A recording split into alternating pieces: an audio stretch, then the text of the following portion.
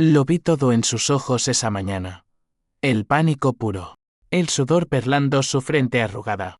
Mientras firmaba los papeles que lo despojaban de todo. Eres una serpiente. Hija de puta. Me escupió. Pero yo solo sonreí. Porque por fin, después de 18 años tragándome sus insultos, era él quien se ahogaba en su propia bilis. Y entonces, en un arrebato que ni yo misma creí posible, le dije, bienvenido a mi mundo, papá. Ahora sí, otra boca que alimentar. Pero esta vez, con tu orgullo destrozado.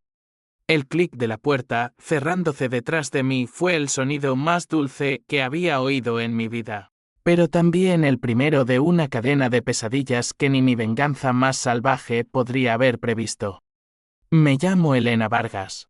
Y si me hubieras conocido hace una década, me habrías visto como una sombra flaca, con el pelo siempre recogido en una coleta raída, los ojos hundidos por noches de insomnio y un peso invisible que me aplastaba el pecho. Nací en un barrio obrero de Vallecas, Madrid, en 1995. En una casa de 2 habitaciones donde el olor a humedad y fritanga se pegaba a la piel como una segunda capa. Mi padre biológico, un mecánico de manos callosas y risa fácil, murió en un accidente de tráfico cuando yo tenía 4 años.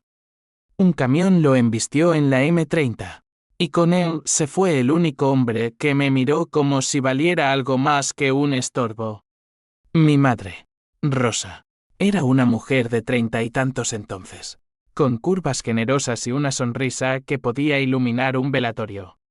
Trabajaba de camarera en un bar de la plaza de Diego de León, sirviendo cañas a oficinistas hastiados y borrachos de fin de semana. Después de la muerte de papá, se hundió en un pozo de deudas y depresión. Y fue entonces cuando apareció él, Javier Ruiz, mi padrastro. Lo conoció en el bar, un tipo de 50 años, con traje barato pero eris de grandeza. Dueño de una pequeña empresa de importación de vinos en el polígono de Vicálvaro.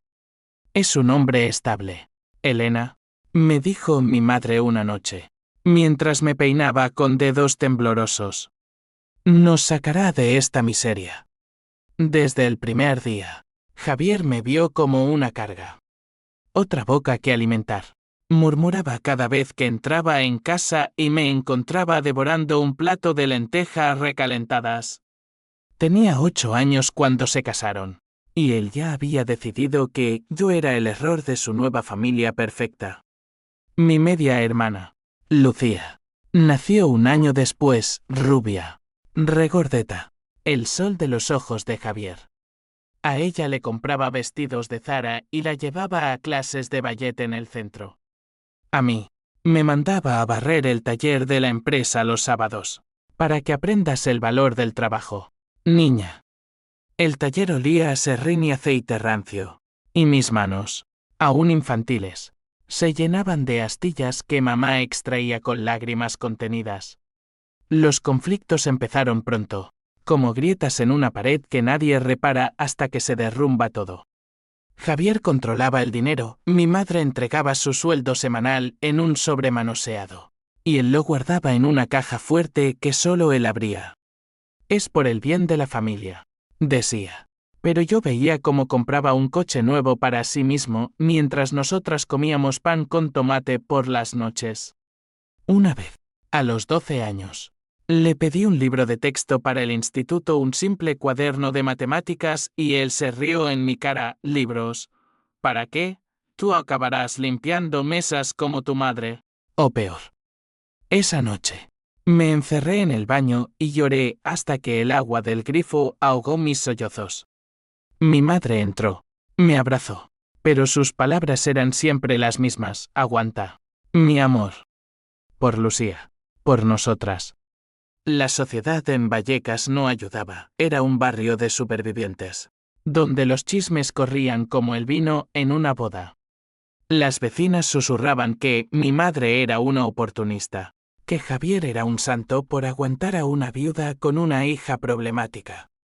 Yo era la problemática, la que sacaba 10 en la escuela pública, la que leía novelas de García Márquez a escondidas bajo las sábanas con una linterna robada de la cocina. Pero en casa, era invisible.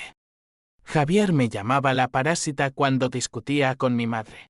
Y una vez, en una cena familiar, le dijo delante de todos: si no fuera por ti, Rosa, esta casa sería un paraíso. Pero trajiste a esta carga.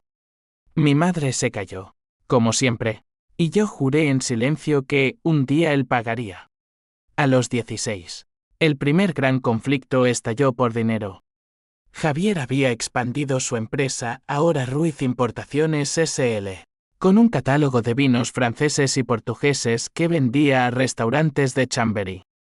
Necesitaba capital, y en lugar de pedir un préstamo bancario, convenció a mi madre de hipotecar la casa. Es temporal, prometió. Pero el negocio creció, y el dinero se evaporó en deudas ocultas, un amante en Barcelona, apuestas en el hipódromo de la Zarzuela. Cuando el banco llamó, exigiendo pagos, Javier culpó a mí. Si no hubiéramos tenido que mantener a esta inútil, estaríamos salvados. Mi madre, desesperada, me sacó del instituto un semestre para que trabajara en una fábrica de textiles en Usera. Cosía etiquetas de 12 horas diarias, con las manos ampolladas y el alma hecha trizas. Allí conocí a mi primer amor, un chico marroquí llamado Keim, que me besaba en los descansos y me decía: tú vales más que todo este veneno. Pero Javier lo descubrió y lo amenazó: acércate a mi hijastra otra vez y te deporto yo mismo. Keim desapareció, y con él, mi fe en el mañana. Aún así, no me rendí. Estudié de noche. Saqué el bachillerato con matrícula y una beca para la Universidad Complutense. Derecho, porque quería entender las leyes que Javier torcía a su antojo. En la facultad, en los pasillos llenos de humo de cigarrillos y debates acalorados sobre la corrupción política, empecé a trazar mi plan. No era venganza ciega, era justicia fría, calculada. Leí sobre fusiones empresariales, sobre cómo una sola cláusula en un contrato podía derribar imperios. Y cada noche, en mi cuarto alquilado en Malasaña, un cuchitril con paredes desconchadas y vecinos ruidosos, escribía en un cuaderno negro: día 1, investigar deudas de Ruiz Importaciones. Día 2, contactar inversores discretos. El odio crecía como una raíz en mi pecho, alimentado por recuerdos que no me dejaban dormir. Como aquella Navidad, cuando Javier regaló a Lucía un iPhone nuevo y a mí un par de calcetines usados. O la vez que mi madre enfermó de neumonía y él se negó a pagar el hospital, que lo cubra la seguridad social. No voy a gastar en debilidades.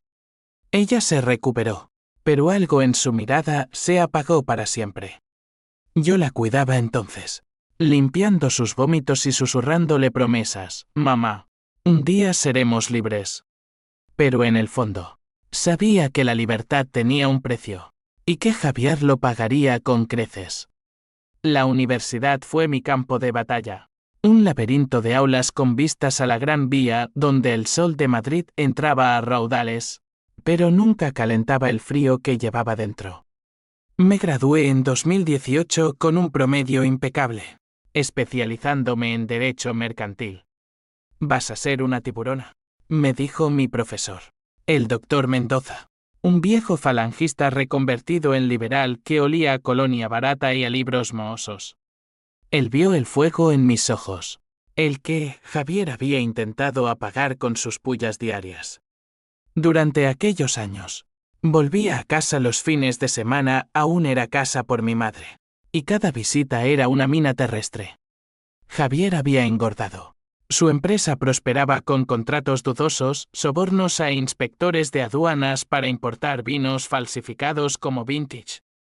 Lo sabía porque barría su despacho a escondidas, hojeando facturas arrugadas. Una noche de 2019, todo escaló. Lucía, ahora una adolescente caprichosa de 17, tuvo una fiesta en casa mientras mis padres estaban fuera. Yo llegué temprano del metro, exhausta de un turno en una gestoría de lavapiés. Y encontré la sala hecha un desastre, botellas rotas, condones en el sofá. Y Javier entrando furioso porque los vecinos habían llamado a la policía. ¿Quién te dio permiso para esto?, bramó. Y su mirada cayó sobre mí, como siempre. Tú la animaste. Parásita. Siempre arruinándolo todo. Me abofeteó delante de Lucía, que se ría nerviosa. Y mi madre, al volver, solo murmuró: Javier, por favor. Esa bofetada fue el detonante. Al día siguiente, me mudé del todo, alquilando una habitación en un piso compartido con estudiantes Erasmus. No vuelvas hasta que aprendas respeto, me gritó él por teléfono. No volveré hasta que tú aprendas humildad, le respondí. Y colgué. Mi carrera despegó rápido, impulsada por una rabia que me hacía trabajar 16 horas al día. Empecé en un bufete pequeño de la calle Alcalá, defendiendo autónomos contra bancos usureros.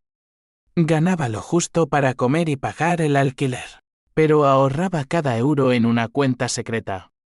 Por las noches, estudiaba informes financieros, aprendí sobre valoración de empresas, sobre cómo una OPA hostil podía devorar a un competidor. Y siempre, en el fondo, Ruiz Importaciones era mi objetivo. En 2020, durante la pandemia, mientras Madrid se vaciaba y los bares cerraban, Javier sufrió, sus ventas cayeron un 70%, y recurrió a préstamos usurarios de usureros en el barrio chino. Lo supe por un contacto en el registro mercantil, un amigo de la uni que me debía un favor. Entonces conocí a Marcos, mi mentor involuntario. Era un inversor de 45 años, divorciado, con una sonrisa ladeada y un ático en Salamanca que olía a cuero y a dinero viejo. Lo encontré en una conferencia sobre startups en el Yale Business School. Yo presentaba un caso sobre quiebras fraudulentas, y él se acercó después, con una copa de Rioja en la mano. ¿Tienes instinto asesino, Vargas? ¿Quieres cazar ballenas o pececillos? Le conté mi historia a medias, la parte de la ambición, no la venganza, y me contrató como asesora junior en su fondo de capital riesgo, Big Capital. Marcos era el contrapunto perfecto a Javier, culto, con un humor seco que citaba a Quevedo en las reuniones, pero con un lado oscuro, adicto al póker y a las mujeres que no le pedían compromiso. La vida es un farol, Elena, me dijo una noche en su despacho, mientras revisábamos Belensis. Yo siempre voy a por todas. Con Vega, escalé. En 2022, lideré mi primera adquisición, una vinícola andaluza al borde del colapso, que revendimos con un 300% de beneficio. El dinero empezó a fluir, mi salario se triplicó, y empecé a tejer mi red. Contacté a proveedores de Javier que él había estafado un enólogo de La Rioja que perdió 50.000 euros en un pago retrasado, y les prometí justicia. No es caridad, les dije. Es negocio. Ellos me dieron informes internos, deudas ocultas, facturas infladas, un lavado de dinero a través de cuentas en Andorra. Cada pieza encajaba en mi rompecabezas de venganza. Pero el conflicto familiar no cesaba. Mi madre me llamaba llorando: Elena, Javier está cambiando. Ha prometido terapia de pareja. Yo reía amargamente. Mamá, es teatro. Quiere que vuelvas para controlarte. Lucía, ahora en la universidad paga por Javier. Por supuesto. Me mandaba mensajes venenosos: eres una envidiosa. Papá dice que siempre has sido una carga. Una vez, en un café de la Plaza Mayor, nos encontramos por casualidad. Ella, con su bolso de Louis Vuitton. Yo con mi portafolios lleno de secretos. Déjalo en paz, Elena, me suplicó, pero sus ojos brillaban con culpa. Baz. Él nos robó la nuestra, respondí. Y me fui, sintiendo el peso de la sangre que nos unía y nos separaba. La Toantín se volvió obsesiva. Dormía con un bloc de notas al lado de la cama. ¿Garabateando escenarios lo arruino financieramente? ¿Lo denuncio por fraude? ¿O algo más personal? ¿Que le duela en el alma? En 2023. Marcos me ascendió a socia. Tienes huevos. Vargas. Vamos por algo grande. Le propuse Ruiz Importaciones.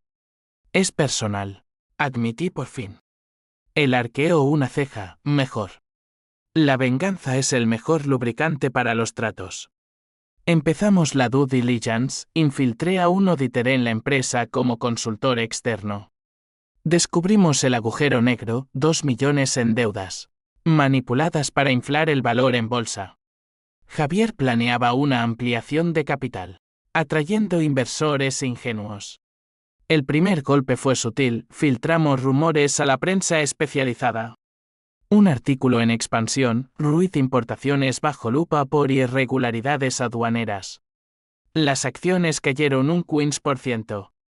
Javier llamó a mi madre histérico, alguien nos sabotea. ¿Sabes algo de tu hija? Ella me lo contó, temblando. Elena, por Dios, para. Pero yo ya no podía.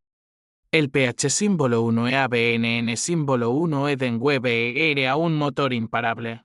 Y la desesperación de mi juventud se convertía en un cálculo implacable. Madrid en 2024 era una caldera, el calor del verano se mezclaba con la fiebre económica post-pandemia. Y yo nadaba en ella como un tiburón herido pero hambriento.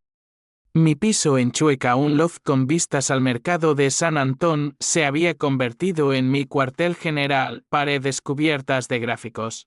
Un tablero de corcho con fotos de Javier recortadas de LinkedIn. Y una botella de whisky escocés que abría solo en noches de insomnio. Marcos y yo refinábamos el plan, una OPA amistosa primero, para ganar confianza, y luego el estrangulamiento. Hazlo limpio, Elena, me advirtió. La ley es una amante celosa.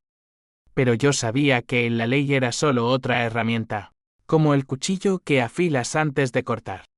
El reencuentro con Javier fue en una cena de la Cámara de Comercio, en un salón de cristal en el Hotel Wellington. Él estaba allí, engreído, rodeado de broques con corbatas de seda, presumiendo de su expansión a Latinoamérica. Yo entré con un vestido negro ceñido, el pelo suelto como una cascada oscura, y cuando nuestros ojos se cruzaron, su copa de vino se detuvo a medio camino. Elena, dijo, con esa voz viscosa que recordaba de la infancia. ¡Qué sorpresa! ¿Trabajas en Vega Capital? Respondí, extendiendo la mano con una sonrisa que no llegaba a los ojos. Socia ejecutiva. ¿Y tú? ¿Sigues importando sorbos de dignidad? La conversación fue un baile de máscaras. Él intentó reconectarse, has crecido. Niña. Tu madre está orgullosa. Mentira, mi madre apenas me hablaba. Dividida entre la lealtad a su marido y el amor por mí. Yo desvié, hablemos de negocios. Javier. Hoy que buscas inversores. Sus ojos se iluminaron. Codiciosos. Sí. Una ronda de 5 millones. Interesados. Le pasé mi tarjeta, hablamos. Esa noche. En el taxi de vuelta. El corazón me latía con una mezcla de triunfo y náusea. Era él, el mismo que me había llamado carga mientras comía solo. El que había forzado a mi madre a mendigar su propio dinero. La infiltración fue maestra.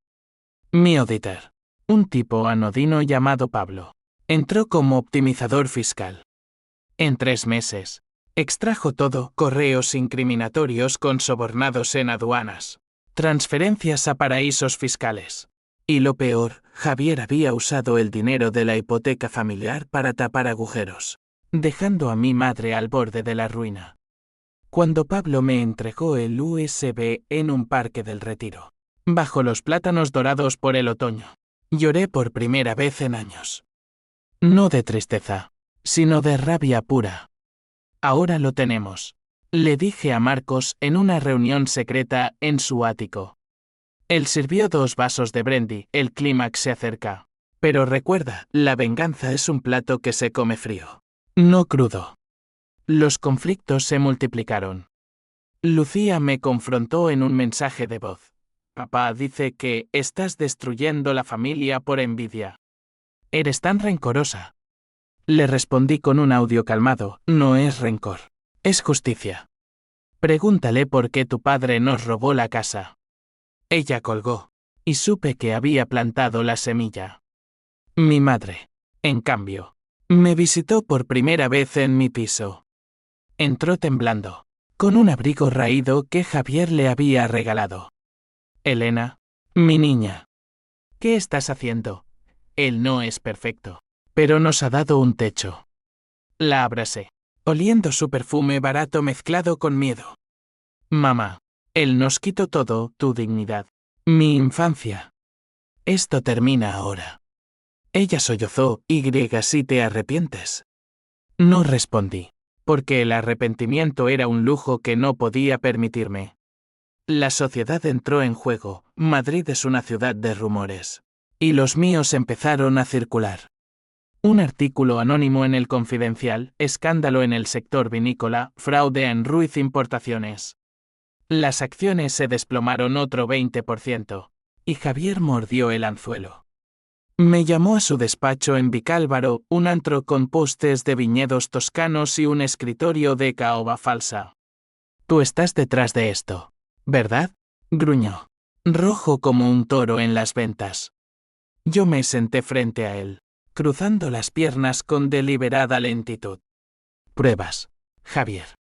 Necesitas pruebas. Él se inclinó. El aliento a ajo y vino, eres como tu padre, un perdedor que arrastra a los suyos. Ese fue el error, mencionar a mi padre. Me levanté, calmada, mi padre era un hombre honesto. Tú, en cambio. Bueno, ya lo verás. La Toantín se volvió febril. Reuní un sindicat de inversores, Marcos, un fondo catalán resentido por tratos pasados con Javier, y un prestamista privado que odiaba a los emprendedores falsos. Ofrecimos 3 millones por el 51% de Ruiz Importaciones, para salvarla de la quiebra. Javier, desesperado, aceptó una reunión en un restaurante de la Latina, con vistas a la animada plaza. Allí, bajo las luces tenues y el bullicio de guitarras flamencas, firmó el preliminar. Por el bien de la familia, dijo, brindando con cava barato. Yo brindé en silencio, sabiendo que era el comienzo del fin. Pero el pánico me acechaba en las sombras. Soñaba con Javier de niño, él, alto y amenazante. Yo acurrucada bajo la mesa de la cocina. Despertaba sudando, cuestionándome, ¿era esto justicia? ¿O solo un ciclo de dolor? Marcos lo notó, la duda es el veneno del vengador. Elena, sigue adelante. Y lo hice, pero con un nudo en el estómago que no se deshacía. El invierno de 2024 azotó Madrid con un frío que se colaba por las rendijas de mi alma, como si la ciudad misma conspirara para endurecerme más.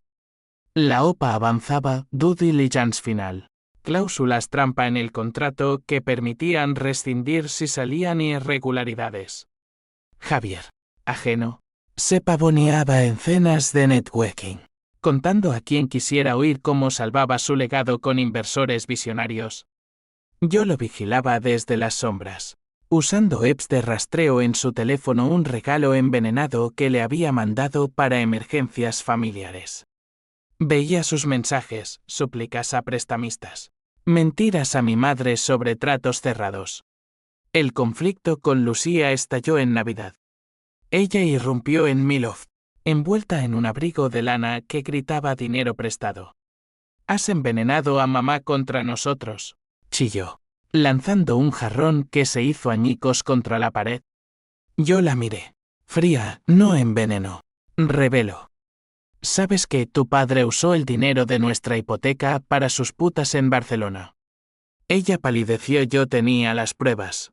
Extractos bancarios que Pablo había copiado.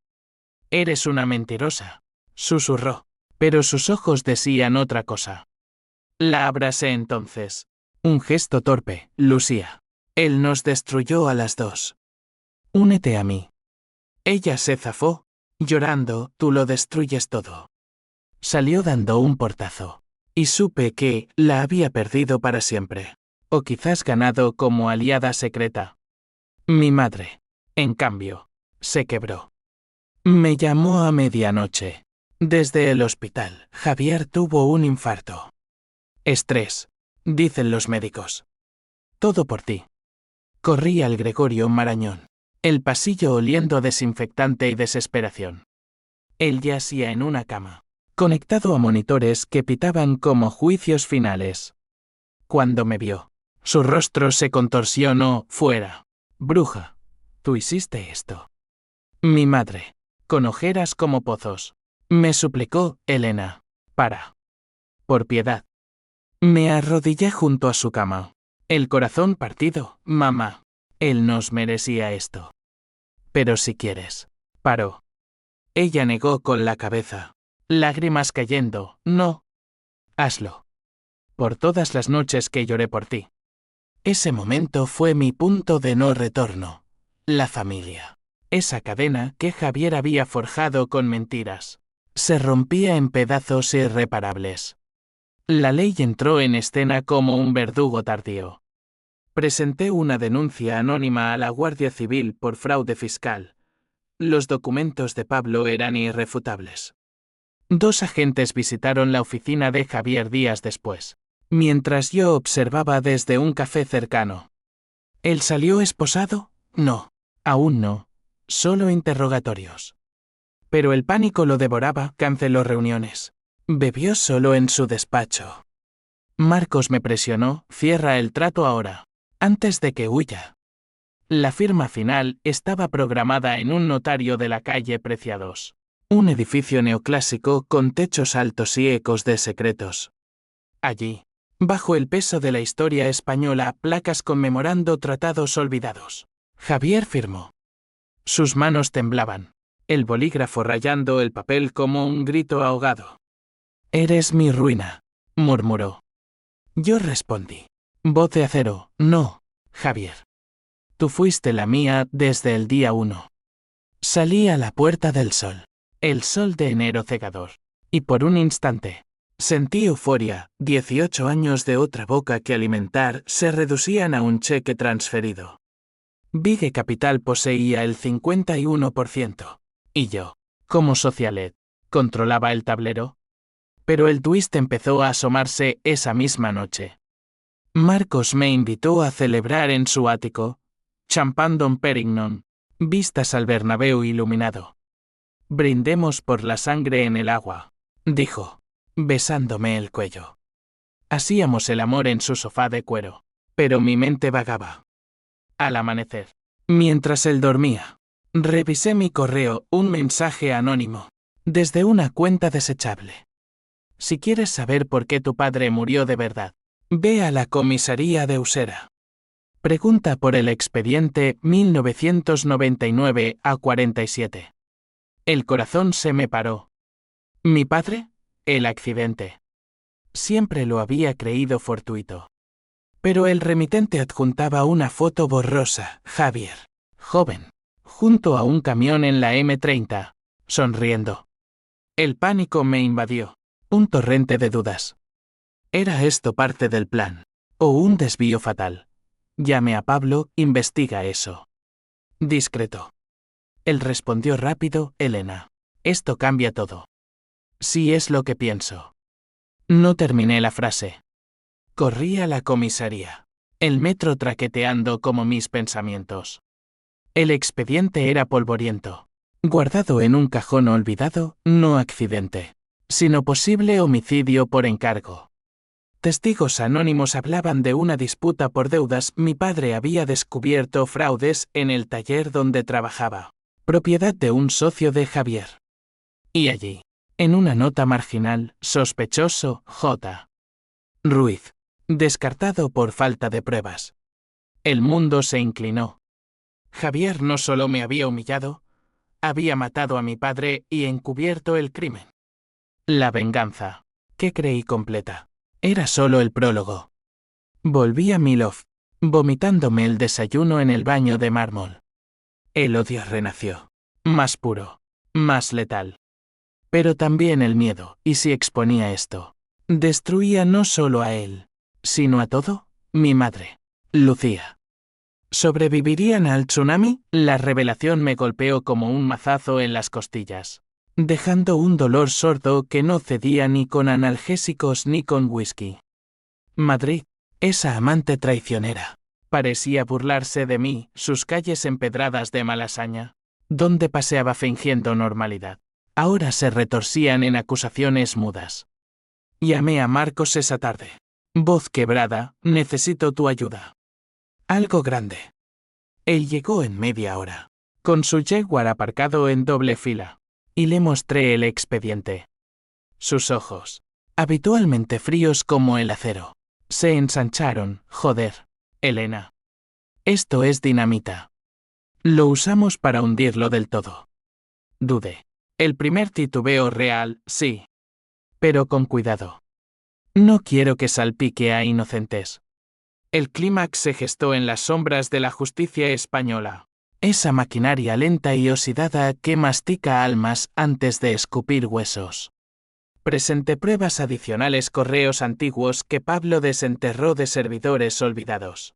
Y la Guardia Civil reabrió el caso como homicidio imprudente. Javier fue detenido en su despacho, rodeado de cajas de vino sin abrir, gritando mi nombre como una maldición. Elena, esto es un montaje. La prensa estalló. El viñedo de la muerte, detenido empresario por encubrimiento en accidente fatal. Las acciones de Ruiz Importaciones, ahora mía, se evaporaron. Pero no me importaba. El dinero era secundario al sabor metálico de la retribución. El conflicto familiar alcanzó su cenit en la visita al calabozo de Soto del Real. Mi madre insistió en ir juntas. Es tu padrastro, Elena. ¿Sangre o no? El centro penitenciario era un monolito gris bajo un cielo plomizo. Olor a humedad y resignación. Javier nos recibió tras un cristal. Esposado. La cara hinchada por el estrés. Rosa. Mi amor. Ella me ha traicionado. Balbuceó, ignorándome. Mi madre, con voz de acero forjado en años de silencio, respondió, no, Javier. Tú nos traicionaste a todas. El accidente. ¿Por qué? Él se derrumbó entonces, confesando entre sollozos, fue un error. Tu marido descubrió mis trapos sucios en el taller. Amenacé al conductor. No quería que muriera. Pero pasó. Yo golpeé el cristal. Mentira. Lo planeaste para silenciarlo. Y luego me llamaste carga para encubrir tu culpa. Lucía no vino, pero me mandó un vídeo, ella, en su habitación de la casa familiar, ahora embargada, empaquetando fotos. Lo odio, Elena. Pero te odio más por rompernos. Sus palabras me cortaron. La media hermana que idolatraba a Javier era ahora una extraña, marcada por mis balas. Esa noche, mi madre se quedó en mi loft, y hablamos hasta el alba. Hice mal en callar, admitió, acariciando mi pelo como en la infancia. Pero tú. Valió la pena. El pH símbolo 1 EABNN símbolo 1 Edenweb se mezclaba con H símbolo 1 ED1 y H símbolo 1 EADN. Un cóctel amargo, sí, mamá. Por papá. Por nosotras. La sociedad reaccionó en cadena, boicots a los vinos de Ruiz, demandas de proveedores estafados. Un documental en RTVE que me pintaba como heroína vengadora. Marcos capitalizó, vendamos los restos y empecemos de cero. Pero yo vacilaba. El twist del homicidio había cambiado el tablero. En una reunión en su ático, con vistas a un Madrid nevado, le confesé, Marcos, esto me está comiendo viva. Él me atrajo, la venganza siempre lo hace. Pero mírate, dueña de su imperio, libre de su sombra. Hicimos el amor esa noche. Pero fue mecánico, como firmar un contrato vacío. El CA otra o explotó en el juicio, en la audiencia Previnch de Madrid, Un teatro de madera oscura donde jueces con togas negras dictaban destinos. Javier, en el banquillo, se defendió con abogados caros que yo había financiado indirectamente irónico. No. Fue un accidente, señoría. Elena Vargas, mi hijastra, orquestó esto por rencor infantil. Yo testifiqué. Voz firme pese al temblor interno, no rencor. Justicia. Él mató a mi padre y nos robó la vida. La sala jadeó cuando proyecté los documentos, transferencias, testimonios. Javier se hundió, murmurando, perdóname, Rosa. Mi madre, en la galería, se levantó y salió, su espalda recta por primera vez en décadas. El veredicto, 10 años por homicidio imprudente y fraude. Salió en portada de El País, La viuda y la hijastra, venganza en los viñedos. Pero el verdadero clímax fue privado esa noche. Sola en Milov, abrí el cuaderno negro de mi juventud. Rasgué las páginas, una a una, y las quemé en el fregadero. Las llamas danzaban, consumiendo 18 años de odio. Lloré entonces, no de victoria, sino de vacío que quedaba cuando el monstruo caía. Sin embargo, el twist final acechaba. Marcos me llamó al día siguiente, Elena. Hay algo que debes saber. Su voz era grave, y cuando llegó, traía un sobre. Dentro, cartas de mi padre, escondidas por Javier en una caja fuerte de la empresa. La última, fechada el día de su muerte, mi Elena. Si algo me pasa, sabe que te amo. ¿Y qué, Javier? Es el diablo. Pero al final, una postdata, cuida a tu madre. Y perdona, si puedes. El perdón. Esa palabra me rompió. ¿Podía? El odio se disipaba, dejando un hueco que el tiempo llenaría con cicatrices. La nieve de febrero cubrió Madrid como un sudario, blanqueando las heridas abiertas de mi venganza. Javier en prisión era un fantasma, leí sus cartas a mi madre. Súplicas de redención que ella quemaba sin leer. Que pague, decía. Pero sus ojos estaban vacíos, como si la victoria nos hubiera costado el alma. Lucía se mudó a Barcelona, con un novio anónimo y un silencio que dolía más que sus insultos. Me escribió una vez, gracias por la verdad. Pero no vuelvas a llamarme hermana. La familia, ese constructo frágil, se disolvió en ecos. Yo, dueña de Ruiz Importaciones, rebautizada como Vargas Viñedos, la transformé, contratos éticos, proveedores justos, un 20% de beneficios a ONGs de viudas. Marcos celebró, eres una fénix, Elena. Pero nuestro idilio se enfrió, él quería expansión global, yo paz. La venganza te ha cambiado, me dijo en una cena en Diverexo, bajo estrellas falsas de cristal. Me ha liberado, respondí, y rompí con él esa noche, caminando sola por la Castellana, el viento azotando mi abrigo como recordatorios de libertad. Las consecuencias fueron una reacción en cadena, mi madre vendió la casa embargada y se mudó conmigo, abriendo una tiendita de artesanías en el Rastro. Por fin, mi niña, respiramos, decía, mientras horneaba torrijas en mi cocina. Pero el H símbolo 1ED1 y H símbolo 1EADN me visitaba en sueños. ¿Había destruido más de lo que salvé? Una noche, visité a Javier en prisión, impulsada por una locura. Él, envejecido 10 años en meses, me miró sin odio, vine a verte caer. Pero aquí estoy yo. Sus palabras fueron un espejo, Elena. Fui un cobarde. Tu padre. Lo envidio. Él te dio alas, yo, cadenas. Perdóname. Dudé. El perdón un nudo en la garganta. No por ti, dije al fin. ¿Por mí? Me fui, sintiendo un peso levantarse. No del todo, pero suficiente. Madrid me recibió de nuevo como a una hija pródiga. Charlas en la Complutense sobre resiliencia. Un libro en gestación, bocas que alimentan, una venganza española. La sociedad, que antes chismeaba, Ahora aplaudía, la mujer que derribó al patriarca. Pero en el fondo, sabía la verdad, la venganza no era dulce, era hierro, oxidado por lágrimas. El twist final, el más cruel, fue interno. Descubrí que estaba embarazada de Marcos. Un lazo no deseado con mi pasado de fuego. ¿Lo tengo? Le pregunté a mi madre una mañana soleada en el retiro.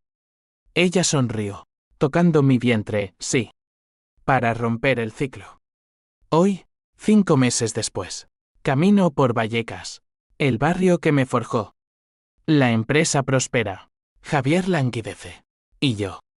Yo soy Elena Vargas. No la parásita, sino la que alimenta. Pero en las noches quietas, susurro a mi padre, lo hice por ti. Y él le corresponde Y por ti. Mi amor. La tu H símbolo 1 EADN se disipó, dejando espacio para algo nuevo, no paz, sino una tregua armada con la vida. Porque en España, donde el sol quema y las sombras perduran, la verdadera justicia es sobrevivir. El fin no es un cierre, es un comienzo sangriento, como el primer sorbo de vino tinto. Y yo, por fin, elijo el mío.